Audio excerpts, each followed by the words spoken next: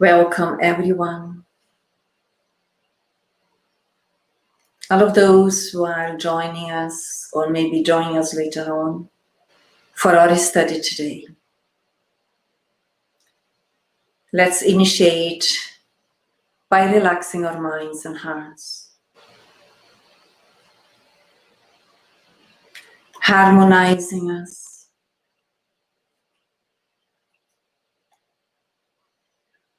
focusing in this moment on ourselves as immortal beings as we all are.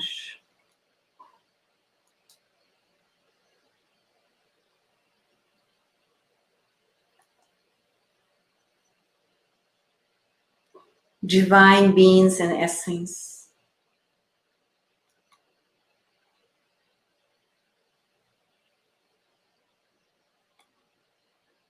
Expressing our gratitude for this unique moment in our existences, that we once more are together with the blessings of Jesus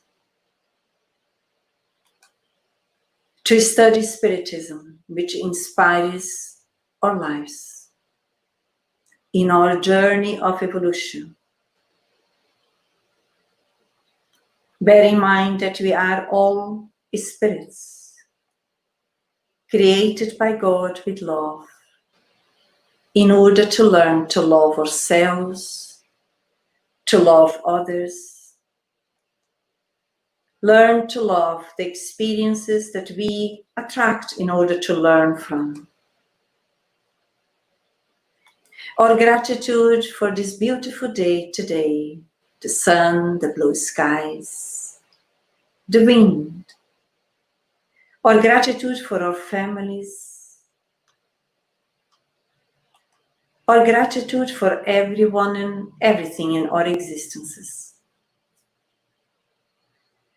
And with our hearts connected as brothers and sisters in humanity, ourselves and all of those in spirit who are with us in our homes, those who have been attracted, those who also are willing to study about the natural laws, and united through fraternity, through love, through brotherhood, we start our study today. May we all feel welcome. And as we carry on today, our topic is Spiritism Inspiring Lives, Law of Destruction, Cruelty. And it will be Cynthia who will be facilitating for us. It's up to you, Cynthia, please. Everyone is welcome to participate. Thank you, Evanise. I'm very happy to be here again with all of you to study. This time, the Law of Destruction is on the third part of the Spirit's book. We will be talking a little bit about cruelty, about instincts, about sentiments, emotions, and the study will be based on the Spirit's book, on the Gospel according to Spiritism, and also on two books written by Chico Xavier and Emmanuel, Our Daily Bread and The Consolador. On the second slide, if you move on, please, Evanise.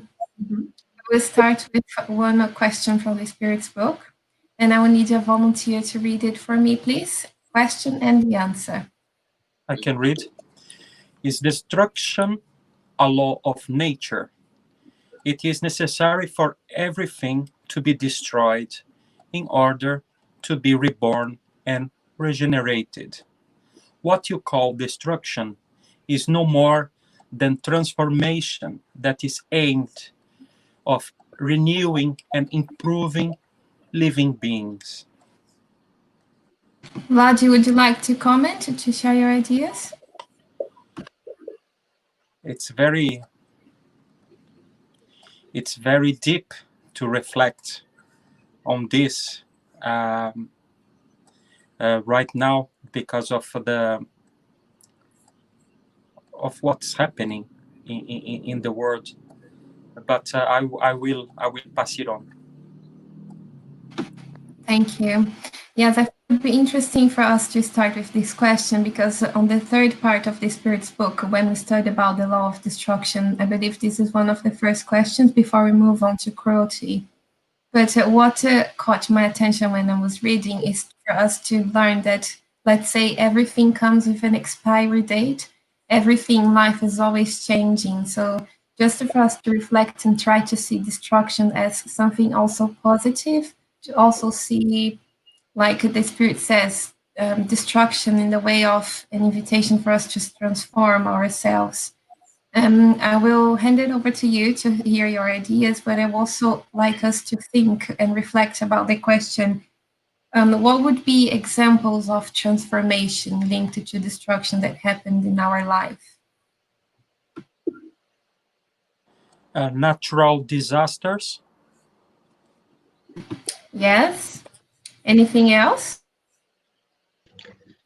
I think we can say that every spring, every winter, and then followed by the spring, we see all the leaves of majority of leaves of the trees falling down.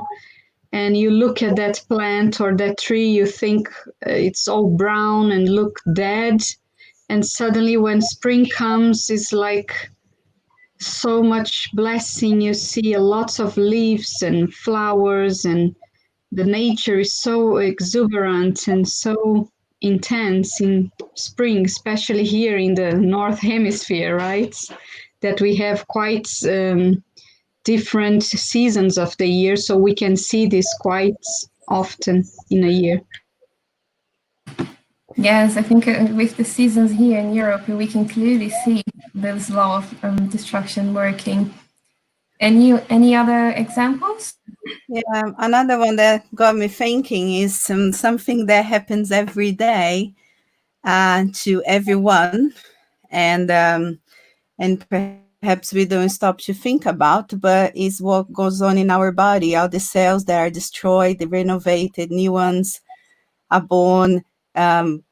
Genes, hair, nail, skin cells, anything is destroyed every single day and renewed. And yeah, that's what got me thinking. Yes, I think this example is very close to us. There is no escape to this law. Any other examples we could relate the law of destruction to things that happen in our life? It's interesting to think that we have this great scientist who lived in the 1700s, Lavoisier, and he brought to us the law of conservation of mass, which is applied to matter. Exactly this. So nothing is lost, everything is reutilized. Even our body, our physical body, when we die, it's going to become a fertilizer to some plants. So it's all in nature, everything is recycled. So what we learn here from Kardec is the extension of that scientific law, addressing the spiritual world as well, apart from our little planet Earth. I have a question. Before I say hello to Nicola and Priscilla, welcome to participate, be active, bring your ideas. I have a question where it says, is destruction a law of nature? What do we mean by law of nature? By law of nature, in Spiritism, we understand that they are all the laws that were created by God, and they encompass the laws that dictate what happens with matter, as well as the laws that has to do with the morals and ethic aspects of our behavior. I don't know if we have anything else to add, Vanessa. Excellent. It's very important to clarify for all of those who may be studying with us and have never heard of it. So yes, as you well explained, the law of nature is God's law. Mm-hmm. Yes, I think when we think about the word destruction, if we hear the concept, it means to cause a damage to a certain extent that is no longer possible to repair. So I think it's like when we associate this destruction to our life, we could also perhaps go even further and say this law of destruction we can also see in the end of relationships, the death of the physical body, as it has already been said. And then we could try to see it in a positive way, to see, okay, this is happening to me, I will learn, I will be grateful for everything that happened, but I know this is a transformation, an invitation for me to regenerate myself, so I will move on and accept that everything has a closure, everything will have an end, and destruction is a law of nature, a law of God, which was created to help me to progress, to grow. But we'll learn a little bit more in this next slide. And before you go, Sid, can I just bring in what Priscilla is presenting here? It's very interesting in this view of destruction. Give much more meaning and understanding for things that before we asked why without any understanding. Yes, Priscilla, that is true. Once we start to study the natural law, which is God's law, which embraces all other laws, even the human laws, and in that way we can understand the natural phenomena that happen, as well presented by other colleagues here and friends, based even on our physical body, which is part of the natural laws. Gloria, hello, be welcome. And I moved on, Cynthia. Whose turn is it now? Who would you like to read it for us? Question and answer? I can read that. Just one point related to the previous slide that I remember we always studied that the natural law is the only truly necessary law for humans to be happy. So that's we just our misfortunes as human beings are only because we go away from that law, the law of nature, the law of gods. So that's the whole importance of us to study this God's law, so we understand what will be necessary for us to be happy or not. So, okay, 752. May we link the sentiment of cruelty to the instinct of destruction. It is the destruction instinct on its worst form, because even though destruction is sometimes necessary, cruelty never is. It is always the result of an evil nature. Guys, try to share your understanding. For me, in this slide, it reminds me that destruction is important for transformation and reborn of things, as we saw before. But for me, cruelty and what the good spirits are teaching us, this is an abuse of this law of destruction. So, of course, there is a limit for this destruction, and I think that's what they are trying to talk to us. Yes, I found very interesting too, because we may link destruction to cruelty in the way, let's say, we express this law. But actually, the spirits are saying that, yes, law of destruction is a natural law, but cruelty is not needed. And then we may ask ourselves, okay, but where is this cruelty coming from? Why there's so much cruelty? What are the expressions of cruelty? But I will leave it open to hear if anyone else would like to share. What do you think? What do you understand?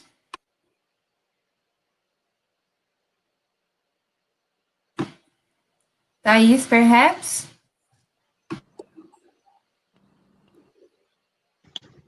Sorry, I want to say something again. This morning we just opened the minutes of Wisdom. Minutes of wisdom, yes. And the message was, there is no evil in the world.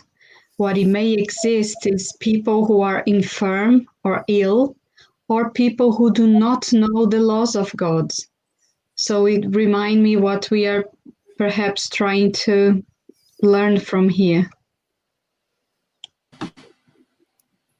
Yes, and if we also take into consideration that planet Earth is still a planet of trials and expiations, and if we also, there is another question from the Spirit's book which we could link to this subject, which is question 100, where Kardec divide the level of progress of the spirits into 3 categories. And when he talks about the imperfect spirits, he says, which is the 3rd order, he says spirits can ally intelligence with weakness.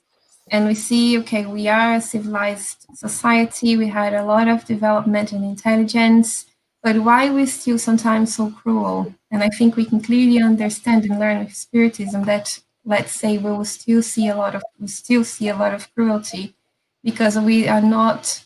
It is a result of our evil nature, because we haven't yet developed our moral sense. Did anyone else, would you like to share your understanding?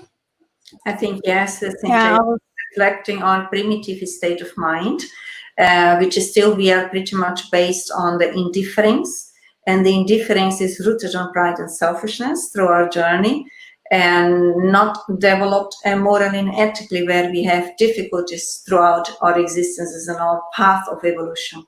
And that also shows, if you look at it from a different perspective, our lack of self-love.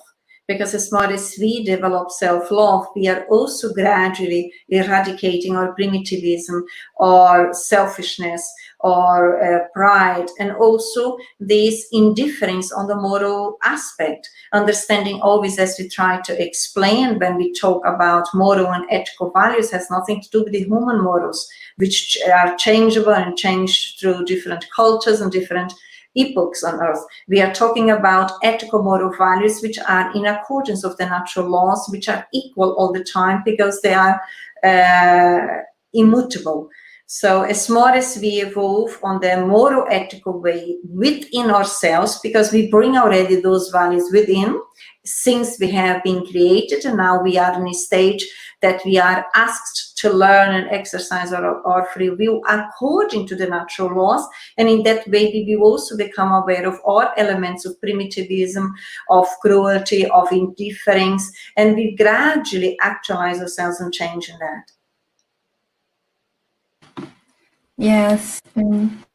I was thinking the these questions and the previous one is an invitation for us to reevaluate what we understand by destruction, by the meaning of destruction, and also to evaluate as well, or to understand the cruelty, which is clearly saying that it's not part of the law of destruction. And it was said before, and to me, it really explained it, like when Grazi said it's the abuse of the law, which is coming from the ignorance of not knowing the God's laws, isn't it? Or not practicing if he's known.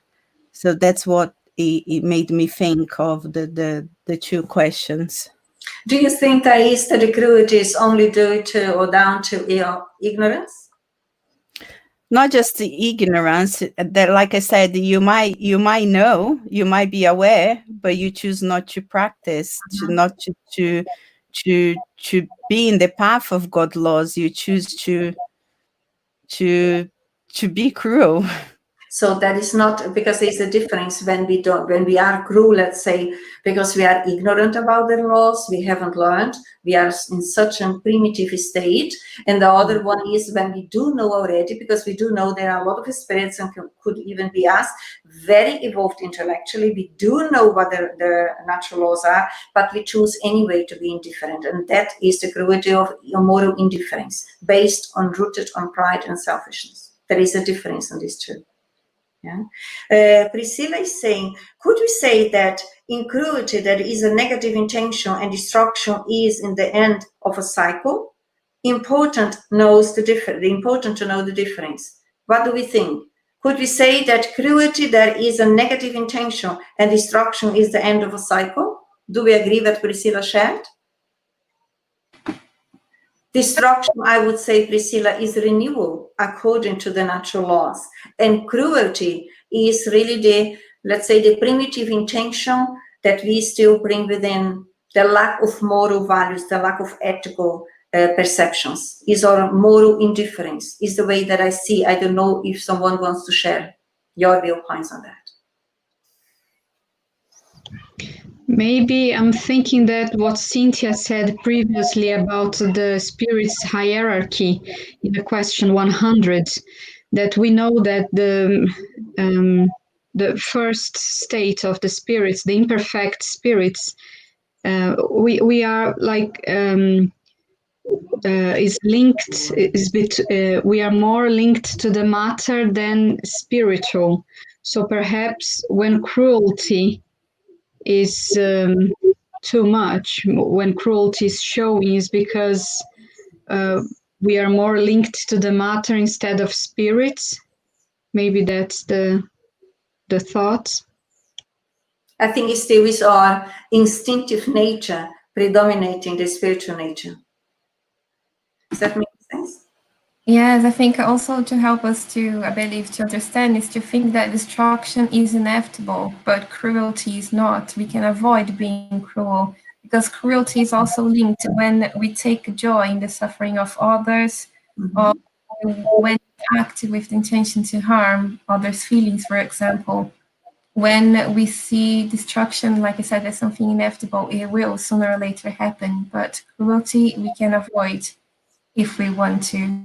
In another way, sometimes that we also see the cruelty, which still in some cultures, some level of individuals still is seen and perceived as joy, is killing animals. As much as we do understand the natural laws and what the animals mean, we do also gradually free ourselves from that perspective, so much so that the human laws also follow their natural laws and actualize themselves. And then what was allowed in some epoch will be changed gradually because we become more conscious of understanding ourselves. But destruction is always seen from a materialistic perspective as something very negative and heavy. But from a spiritual perspective, it represents renewal. We are in the pathway of evolution. We cannot evolve always having the same thing. Everything is changing, is actualizing. So actually it is a positive view of it. While cruelty, as already have been well said, it comes more from actions based on our instincts. And the instincts to evolve as we evolve as spirits. Yes, and in the next slide, we'll talk about more in the different expressions of cruelty, but I would like to see if anyone else has anything to add before we move on. Selfishness. I think the selfishness of this is a form of cruelty, because if you are thinking only about the advantages only for myself, for example, and are not taking into consideration what the impact can cause either in the nature or with the other person, this is a form of cruelty. Yes, it's a very good example, because perhaps when we say cruelty, it seems something very far away from us. But if we try to reflect on the meaning in examples, we will see it's actually very close to us. And selfishness also linked to indifference, like Vanessa mentioned earlier. So I think, anyone else would like to? We can even seem to consider cruelty in our own homes. When I say in our own homes, in the level as humanity where we are on earth, how much cruelty still is happening within the homes, within the families. And that again, that is not necessary, as Cynthia said very well, because cruelty is not necessary. That is something that we have learned in one stage in our existences. And of course, we all are emerging from the instinctive way of behaving since animals. Now we are in the human kingdom, but we also now need to help ourselves to overcome that. So there is a lot of cruelty between partners sometimes who don't respect each other. They are violent and aggressive. There is cruelty in relation to children that we see quite often. There is sometimes cruelty amongst elderly people, the way they are treated. There is cruelty sometimes we still see on earth with disabled people. So we see that quite broadly in a society. And hopefully as we all change as humanity, all of those behaviors will be vanished from our way of being in society, because we are changing them on the roots within our consciousness. Ivanese, I just thought that we can do cruelty against myself, for example. If I let any vices or any excesses, so I'm being cruel with me, with my nature. Well, we could broaden the reflections for sure. We could also consider in relation to ourselves when we are undergoing self-destructive behaviors. There is also a way of expressing how harsh we are with ourselves and how much we are lacking self-love and dignity and self-acceptance. So I think the subject can be explored in a very broadened way, because cruelty is not necessary. That it means that it's not in accordance to the natural law, which means in accordance to God's law. God's law always will come down to love.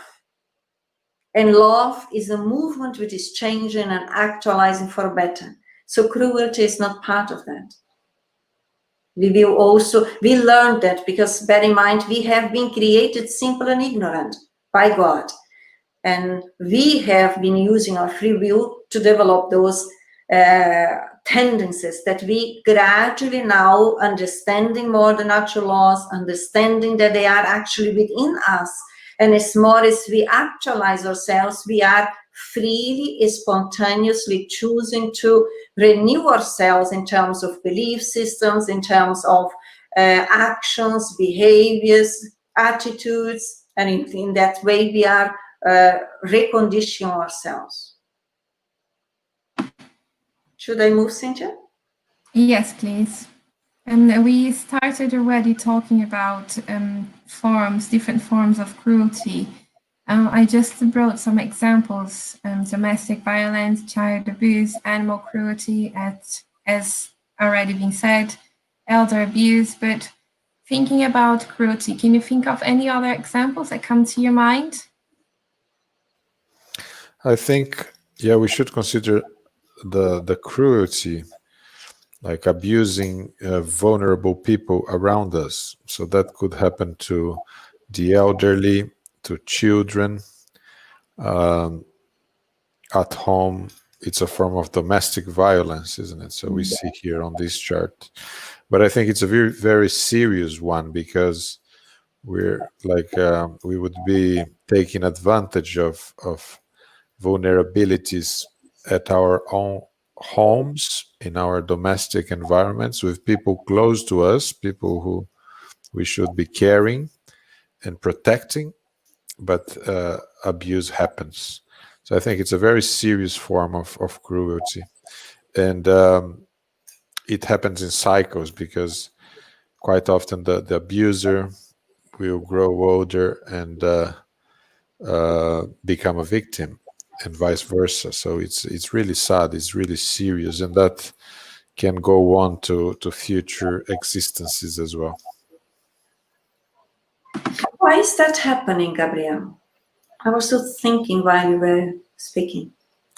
Well, we know the origin of these vices and the vicissitudes, these adversities, the origin of cruelty and evil. And I like Graz's definition about evil, but we know it's all rooted in our selfishness, as Vlad said, and pride, and also self-interest. So it's very serious when we allow this opportunistic behavior to take advantage, to satisfy our lower tendencies and interests, that someone else, that our neighbor, that a loved one or a person close to us becomes a victim of this self-interest of mine.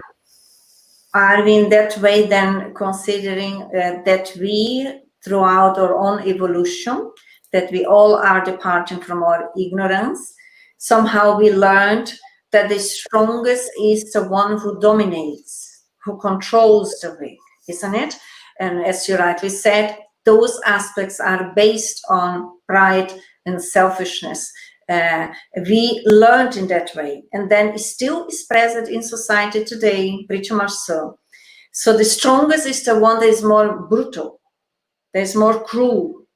Now comes Jesus, the greatest being on earth in terms of showing love and teaching how to live amongst each other with respect, saying in the gospel according to Spiritism, the one who is the strongest one is the one who learns to love more everyone. He brings a different proposal now, which is still we need to be evaluating ourselves on a daily basis to recognize our own brutality or aspects that we bring. And as more as we learn and study and decondition ourselves, we are also renewing us. But in the old days, centuries and centuries back, when we study even history, we will see the strongest one was the more brutal, the more aggressive.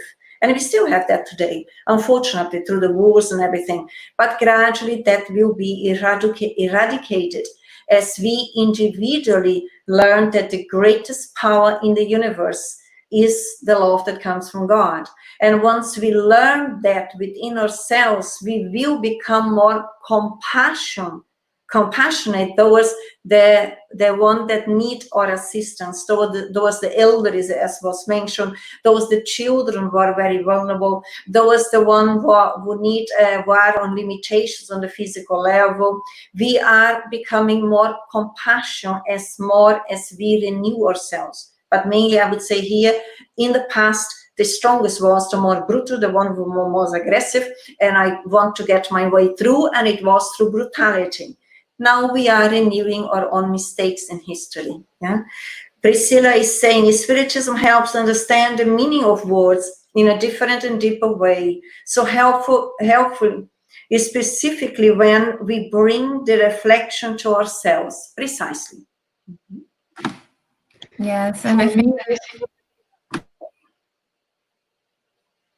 for me, this is also linked with the law of freedom, because previously, before studying Spiritism, I thought that freedom was to do whatever it pleases someone. So, for example, to be free, you would do whatever pleases your sensorial way. Whereas in Spiritism, said that's the strongest, and we develop our virtues through looking inside our thoughts and feelings and spontaneously choose what is right and not what I want to do. So that's the real freedom in the Spiritist book. So following this way of thinking, we understand that the ones who abandon themselves like to their animal instincts will be more linked to these forms of cruelty. And even I thought about nature cruelty as well. This when they burn the entire forests.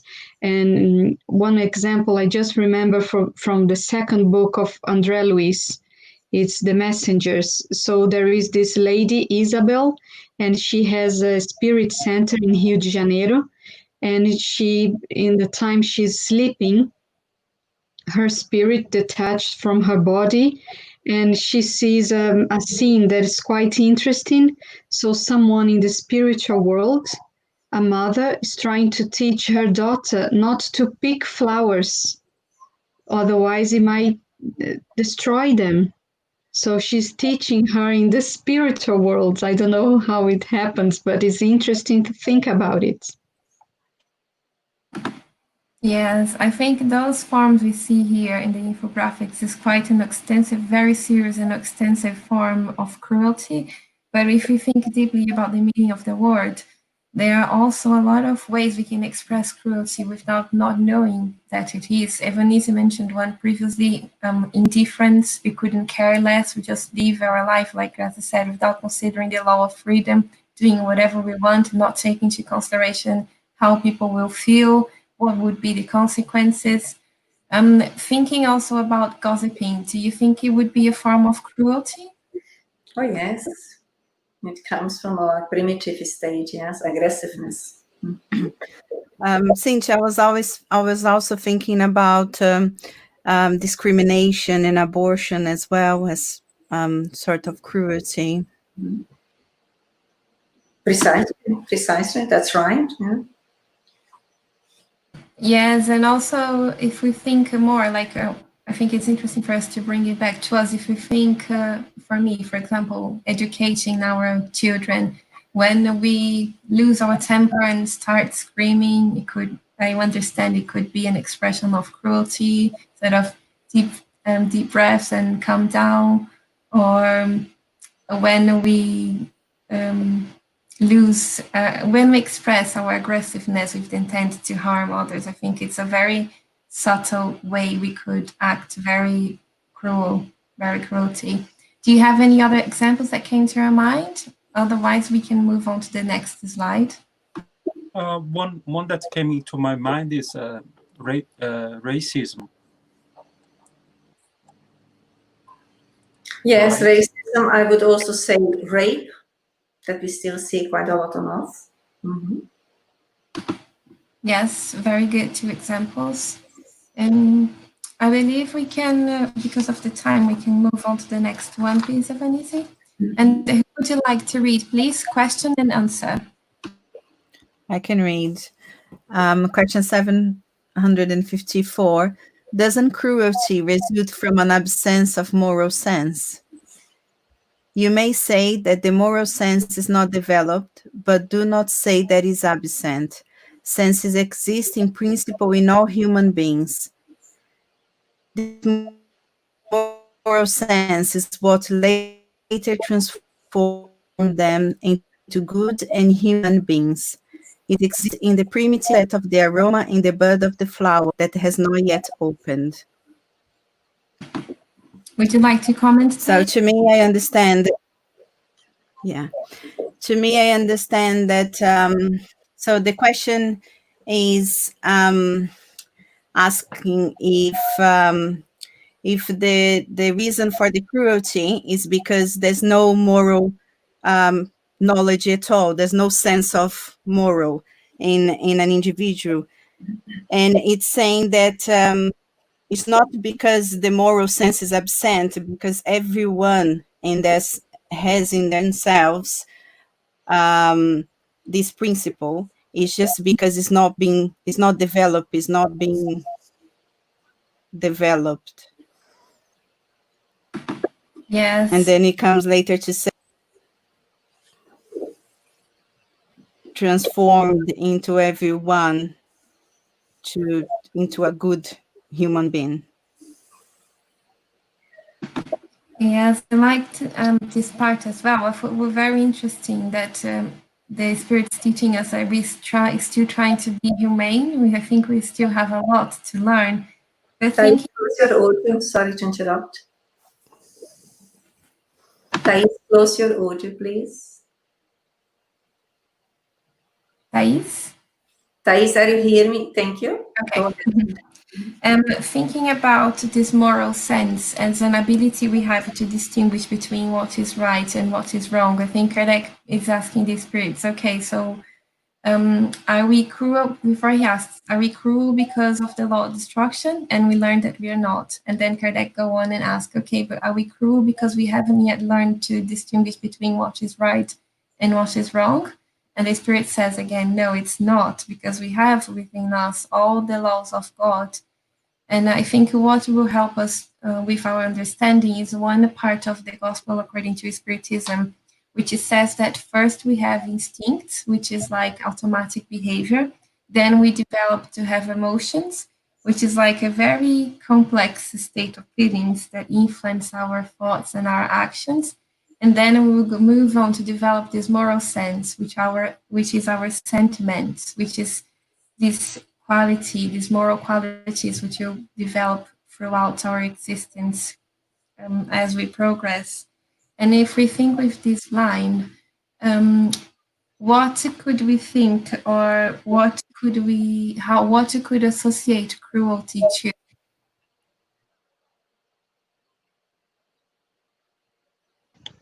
Cruelty will be the first one, the instincts. It couldn't be emotions or even sentiment. I think it should be on the first category, as you said. Anyone else? I think it would be in the emotions. When you not control the emotions, you do the cruelty. Could Yeah, I agree. I think it can be in the instinctive and the emotion as well. If you haven't found the equilibrium, if you haven't educated your emotion. We have, just to add, we have to remember that we humans can be more cruel than the animals that have pure instinct. So I agree that the basic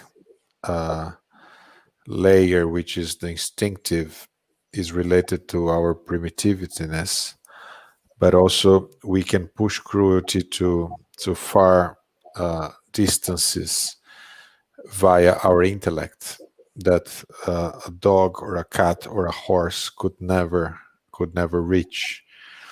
So we sophisticate cruelty with our intellect and with our vices. With our intellectual intelligence greatly developed, but no emotional intelligence developed.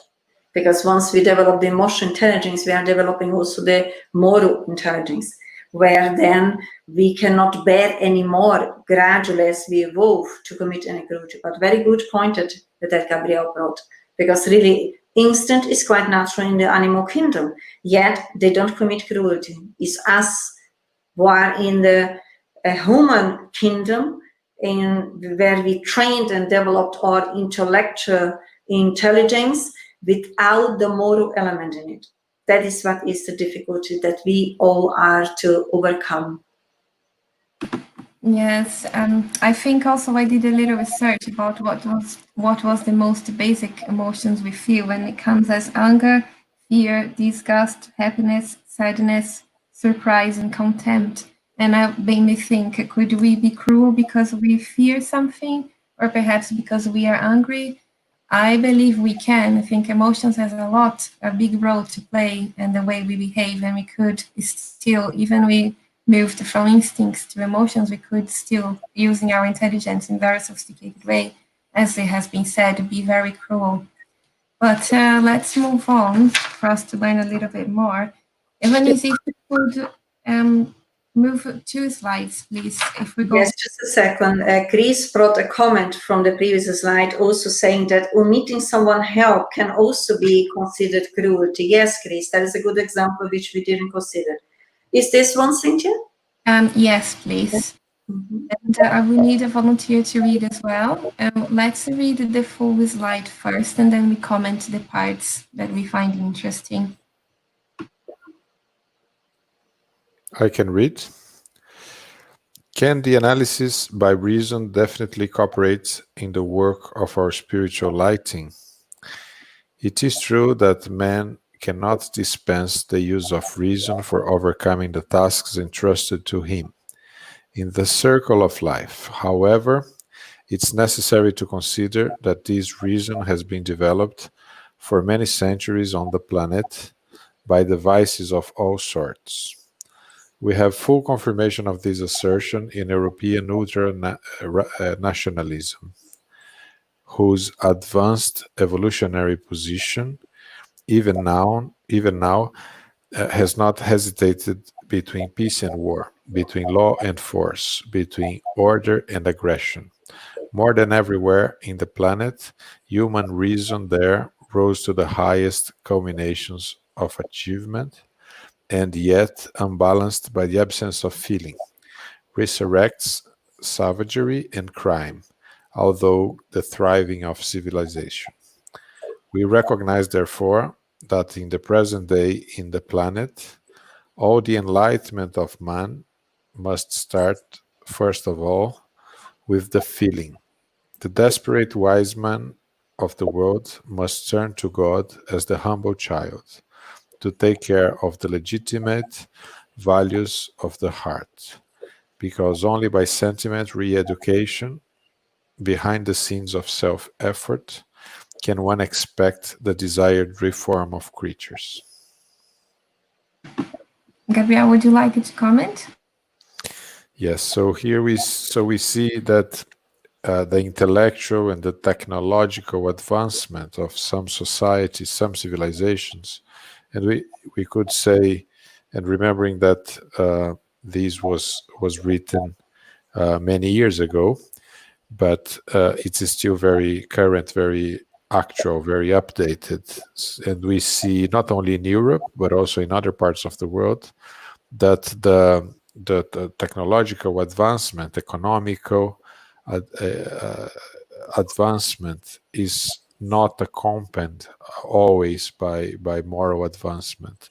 And if we think about wars or the arms races or intolerance or ultra nationalism or rationalism, as we see here, we can push this to terrible extremes, like developing, for example, nuclear weapons, weapons of mass destruction, biological weapons, chemical weapons. So using science and knowledge for the worst possible ends, and trying to impose our will over our neighbors, being at home or the neighbor nation, or trying to control the whole humanity in the world. So here we can see, so we can contrast the advancement of rationality, but also the advancement of cruelty that happens together in many cases, unfortunately. Yes, we don't, in Spiritism, we don't condemn in any way the development of our intellectual faculties, but we stress the importance of us developing our moral as well. It would be ideal if we could both develop the same at the same time, but we know that doesn't happen. It takes some time for us to develop both. But I think it's important for us to start to considering that our moral development or the development of ethical values is as important as the development of reason or the intellectual faculties. And what caught my attention as well is that reason has been developed for many centuries on the planet by devices of all sorts. Because when taking war, for example, the way we make our argument that war is necessary may sound very reasonable, but if we think deeply, it might actually not. If we consider the external externalities, for example, the death of so many people, it's not only considering the benefits, but also going deeper and considering the moral aspects as well. But I would like to hear what you think. How would you link this development of reason and cruelty? I was going to comment on that as well, Cynthia, because I found quite interesting that he points out and that our reasoning can be mistaken because it's rooted in our vices, isn't it? So he clearly says that it's necessary to turn to God and work in our inner transformation before we can definitely rely on our reasoning. So I found quite interesting this part. Yes, because we can easily, through the intellectual development, use the defense mechanisms. One of them is the rationalization, which we can use reason and justify our own behaviors, our understandings, which quite often can be against or not in accordance of God's laws, the natural laws. And that is very fundamental when we are studying the principle of Spiritism, where we are learning gradually. Yes, and I think it's important for us to reflect because so many times, for such a long time, we have been developing this, let's say, ultra-rationalism, where we were considered anti-religion. So everything that comes, let's say, from God is excluded straight away, is not considered. So I think it's an invitation for us to start to melt our heart, I don't know if we can say it this way, and consider that we need much more than reason. We need much more. We need to learn with our moral and spiritual development as well. Anyone else would you like to comment?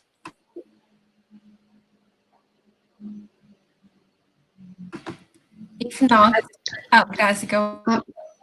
I'm thinking what you said about melting our hearts, but I think in an extreme situation, for example, when Celia Lucius was abandoned with a child, just born child on her hands, abandoned in the middle of the forest in Italy, and then she bumped into her brother-in-law. And because of the culture of that era, and because of the things that happen because she was from a very wealthy family, and they didn't accept what happened, that even though it was not her fault, but she was totally abandoned in the middle of the night with this child on her, and she met her brother-in-law, and then he looked at her and said, "I don't know you."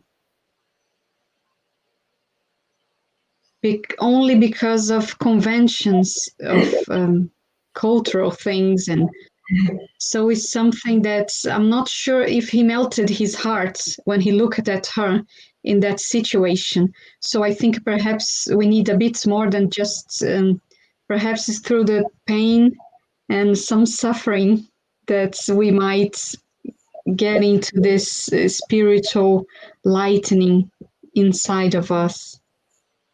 I guess, Grazie, as it will happen through our learning and studying, and this is why the higher spirits, the evolved beings, are always inviting humanity to study the natural laws, because we will become more aware of our rigidity. When we are talking about cruelty, we still are very blocked emotionally. We are almost like crystallized on our emotional dimension. And when Cynthia said melting, it means that as more as we learn, and unfortunately, our level where we are is still the pain usually is the best methodology for us to then do something about it. But it still is helping us to melt, meaning we are understanding through the pain that what we are doing, we are under the law of cause and effect. And when we are under pain, somehow we learn gradually to let go the ego's power, and we submit ourselves to new ways of learning or asking for help, because it's so painful. Then we go and reach out for new solutions or new understandings. But it is on the emotional level, when we talk about cruelty, as I mentioned, it seems that we still are quite rusted on the emotional, very tight, very, very rigid. And that rigidity will lose as more as we learn to love ourselves. And as I mentioned, usually the methodology still is through pain, although it's not the only option and neither the first option. The first option is our free will, which has been given by God and is within us. So if we become more intelligent spiritually, then we use that mechanism, we can avoid pains in our learning process or diminish it. Yes, very good example, Grazie. I think we can learn a little bit about this in the next slide. Can you read it for us, please? Yes, sure. Chapter 13, item 17. Fear remaining indifferent when you could be useful. Peace of mind bought at the price of culpable indifference is the peace of mind of the Dead Sea, which hides fetid slime and decay in its depths. Is indifference an expression of cruelty? I think so, yes. It's interesting, this reflection about the Dead Sea. We know that the Galilee Sea, it comes water from the mountains and then feeds the Galilee Sea, and then the water goes out from the Jordan River, and then it all goes and all the water goes to the Dead Sea, and the Dead Sea do not share any water. The water do not go anywhere. So that's why it's so salty and some fetid, as it says here, and there is no life in there. So it's interesting to think that indifference and Dead Sea. Okay. So I think if we just bring things in, we study, we don't share, we don't exercise, we don't practice the beautiful teachings from Jesus, we will be this fetid water and Dead Sea. If we are not sharing, if we are not practicing in daily lives, we will be it will be this indifference, and it won't be good. Yes, I was a bit shocked when I first read this sentence. It was during a gospel at home, especially when it says, fear remaining different when you could be useful. Because for reason, we could say, oh, I'm just avoiding conflict. I don't want to do anything. I will just let life go with its flow. But actually, we might be being cruel and indifferent. Does anyone else would you like to comment? You made me think about what it says in the gospel as well, that not doing good is doing evil. So yes, indifference is a type of cruelty, isn't it? You're not acting on something because you choose to be indifferent. You are being cruel. We are being cruel. Or I am being cruel. I should take it to myself. We are, Thais, we are the same team. Yes, I think it's really important. We said many times during this study that indifference, we stressed a lot, indifference is a form of cruelty. I think it's very important for us to reflect. Does anyone else have anything to add? Otherwise, I would just read the last slide for us to finish. Should I? Yes, please. Examine the topics and attitudes that your presence awakens in others. Pay attention and you will discover your deficiencies and correct them. So it's just because we talked a lot about cruelty, that we are sometimes still very cruel. It's just a little help from Emmanuel to help us how to deal with it, what to do, what should we do, which way to follow. But yes, if you have anything to comment, please do. And if not, I'll hand it back to you, Evanise. Any reflections with Emmanuel? Well, I think this is very deep reflection, isn't it? Because if we see what we are emanating and reflecting in others, this is going to give us a lot of self-knowledge, really, to kind of mirror what's going on, what is, the feelings and what I'm contributing to the others, and I think that reflection, it can be very painful, but it's a good way of mirror for us to get to know and to adjust, to tune in on the virtues, to tune in on the divine laws, to tune in what Jesus is been teaching us, basically. Okay. In that way, we are coming to the end of our study today. And in these final moments, as we already are united, joining our hearts and minds, may we pray for all of those who are suffering the cruelty on earth. May your hearts and minds irradiate feelings of goodness, feelings of love that may reach them and soothe their souls. Let's also pray for all of those who are committed cruelty in any order. May we also think of them as children of God. And from the bottom of our hearts, emanate feelings of healing that may soothe their souls, their minds and hearts. Asking our dear Master Jesus, the blessings of His light, love and peace towards every and each one of us, as we always still are in the primitive state. Dear Lord, dear friends of ours, enlighten our minds and hearts, that we sincerely and honestly join your invitation. Love one another. May we day by day exercise kindness, exercise forgiveness, exercise indulgence, exercise benevolence, as many times is needed.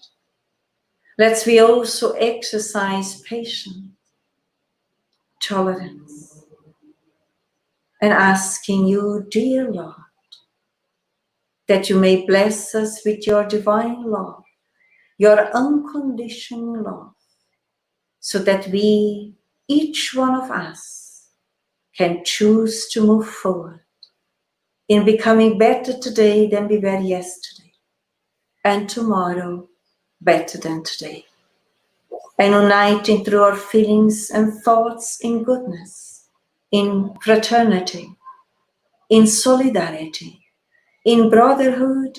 Let's move forward, following you as a guide who enlightens us and guides us towards the Creator. And in that way, we express our gratitude for this opportunity, for these teachings, for these reflections that enlightens our hearts and minds, is strengthening us in our evolution pathway. Giving thanks to the Creator for these unique moments, for these moments that we are enjoying under the supervision of the enlightened beings who are helping and guiding us. Much peace, dear Lord, to every being on earth and beyond. And in that way, we are concluding our study today. So be it. Wishing you all well. Thank you very much for being together. Much peace to all. Hope to see you tomorrow at 5:20 for our English study, where we carry on studying Spiritism. Much peace to all. Bye-bye.